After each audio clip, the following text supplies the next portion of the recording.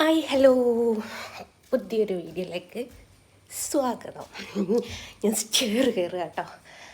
അതാണ് ഇവിടെ സ്റ്റെയറിൻ്റെ മുകളിലാണ് ഇത് വെച്ചത്.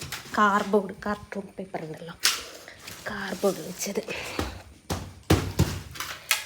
അപ്പം ഫോട്ടോ കൊറിയർ ചെയ്യാൻ പോവുകയാണ്.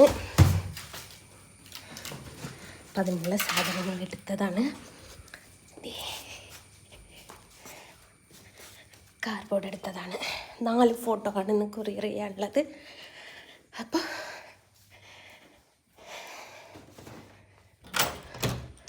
നാലെണ്ണം ഒന്ന് വണ്ടി കേട്ടട്ടെ.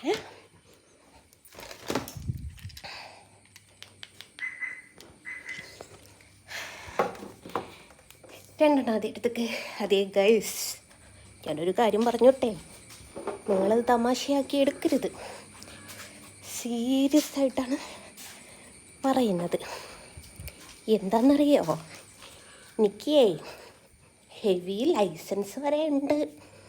അറിയാത്തവരോട് പോയിട്ട് പറയാ. മൂന്നാമത്തത് നാലാമത്തത്. അയ്യോ, ഞാൻ വരച്ച് വെച്ചത് വീണു. അപ്പോൾ പറഞ്ഞു വന്നത് എന്താ വെച്ചാൽ, എനിക്ക് ഹെവി ലൈസൻസ് വരെ ഉണ്ട്.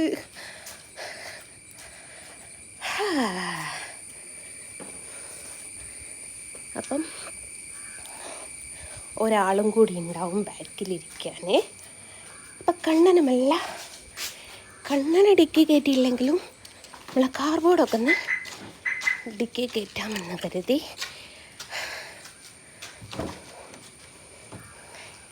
കണ്ണൻ ആദ്യം കേട്ടട്ടെ.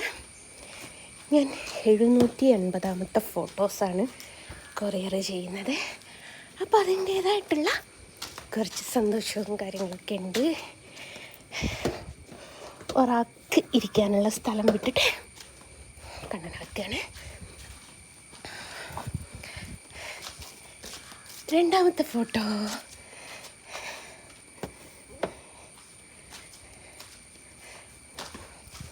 മൂന്നാമത്തെ ഫോട്ടോ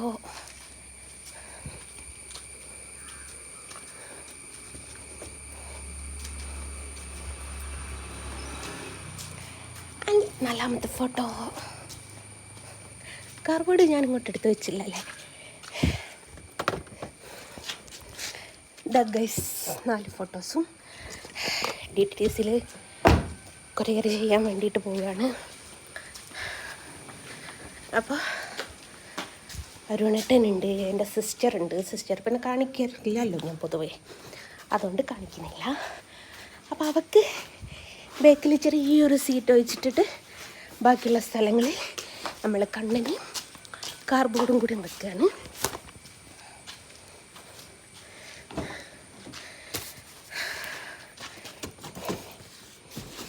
അപ്പോൾ ഇവരൊക്കെ കയറിക്കഴിഞ്ഞു. ഇനി നേരെ കൊയിലാണ്ടിക്ക്. ഓക്കെ, സാധനമൊക്കെ എടുത്ത് വെച്ചു. അരുണ് വരുമെന്ന് പറഞ്ഞാൽ അവനെ കാത്തുക്കുക. അവനും താത്തയും കൂടി അടുത്തിയോടുണ്ട് വരുന്നു. അവരെ കാത്തുക്കുക. വീടൊക്കെ പൂട്ടി ചാവിയൊക്കെ കൈ പിടിച്ച് ജസ്റ്റ് വന്നാൽ ഉടനെ പോകാമെന്നുള്ള രീതിയിൽ നിൽക്കുകയാണ്.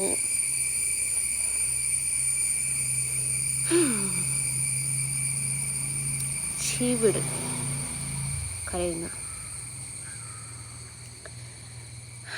ഒന്ന് വന്നാൽ പോകാം കൊറിയർ അയക്കാൻ. ഓക്കെ, ഫോട്ടോ കൊറിയർ ചെയ്യാൻ പോവാണ്. അറിഞ്ഞിട്ടുണ്ട് ഒരാളുകൂടി അധികം ഉണ്ട്, പക്ഷെ അയാളെ കാണിക്കാൻ പറ്റൂല.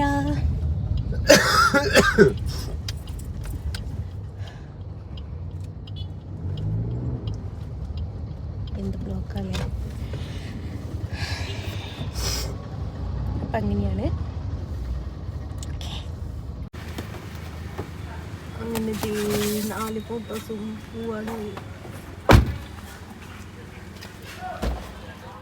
ഓ, പൊളിച്ചടക്കണ്ടേ. Tata, bye by.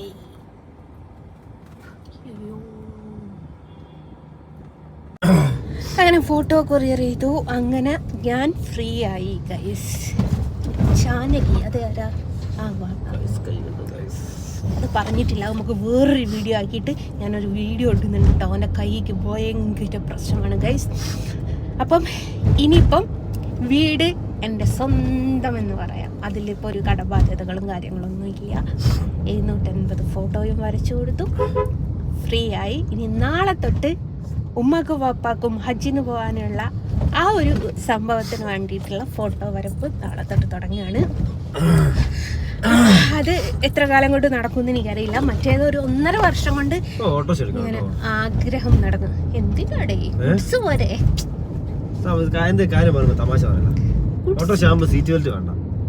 ഓ അങ്ങനെ.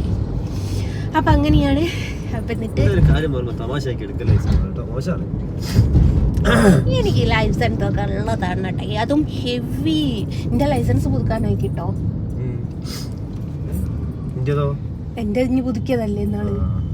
ഇനി എടുത്ത 6 മാസം കഴിഞ്ഞാലല്ലേ ഞാൻ എടുത്തത്. വാപ്പിന്റെ കൊടുത്താൽ മതി, വാപ്പി അങ്ങ് പുതുക്കും. ആ വാപ്പിക്ക് പിന്നെ ശീലമാണ് ഗൈസ്. ഞാനൊക്കെ ലൈസൻസ് എടുത്തിട്ട് വേണ്ട ഓനും പിടിയപ്പെട്ട് വാങ്ങിക്കും. പിന്നെ ലൈസൻസ് എടുത്തിട്ട് എന്താ വെച്ചാൽ ഹെവി എടുത്ത്. ഹെവി എന്ന് വെച്ചാൽ 5 വർഷം കൂടുമ്പം പുതുക്കണം. നമ്മളോടങ്ങാൻ മറന്നു പോയാൽ പിന്നെ രണ്ടാമതും നമ്മൾ പോയിട്ട് ലേണേഴ്സ് അല്ലേ, ലേണിങ് എഴുതി പ്രാക്ടിക്കൽ എടുത്തിട്ട് രണ്ടാമത് നമുക്ക് ലൈസൻസ് എടുക്കണം. അതാണ് ബുദ്ധിമുട്ട്.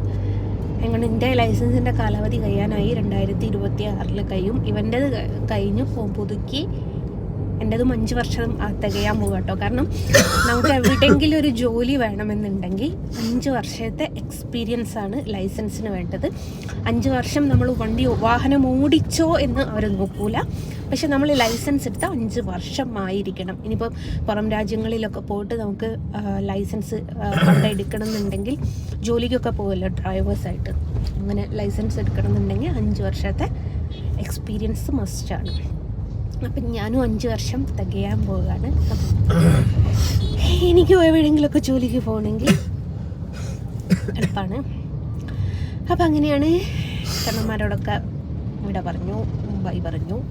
ഇനി എന്താ പറയുക, പുതിയ ആഗ്രഹങ്ങൾക്കുള്ള തുടക്കം നാളെ കുറിക്കുകയാണ്.